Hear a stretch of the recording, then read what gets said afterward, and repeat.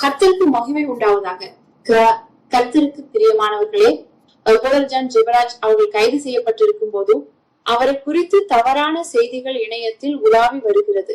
செய்தி என்பதை விட வதந்தி என்றுதான் கூற வேண்டும். காரணம், இந்த வதந்தியை பரப்பும் நபர்கள் அநேகர் ஊழியத்திற்கோ ஜான் ஜெபராஜ் அவர்களுக்கோ சம்பந்தம் இல்லாதவர்கள். எனவே இவர்கள் எல்லா காரியங்களையும் அருகில் இருந்து பார்த்தவர்கள் போல உண்மைக்கு மாறாக செய்தியாக வெளியிடுகிறார்கள். ஒரு வளர்ந்து வரும் ஊழியரை திட்டமிட்டு அழித்துவிட வேண்டும் என்று ஏதோ ஒரு வரலாற்று பதிவு குற்றவாளியை போல முன்னுக்கு பின் முரணாக வதந்தியை பரப்புவது மிகவும் வருந்தத்தக்கது. இந்த வழக்கு சம்பந்தமாக கைது செய்யப்படும் நபர்களையும் ஜான் ஜெபராஜ் அவர்களின் உறவினர் என்றே அடையாளப்படுத்துகிறார்கள்.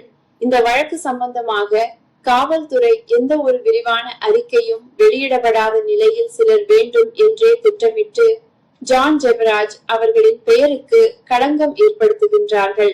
எனவே நான் அனைவரும் ஜான் ஜெபராஜ் அவர்கள் நிரபராதி என்று விடுவிக்கும் வரை தொடர்ந்து ஜெபிக்க வேண்டியது நம்முடைய கடமையாகும். கர்த்தர் தாமே உங்களை ஆசீர்வதிப்பாராக.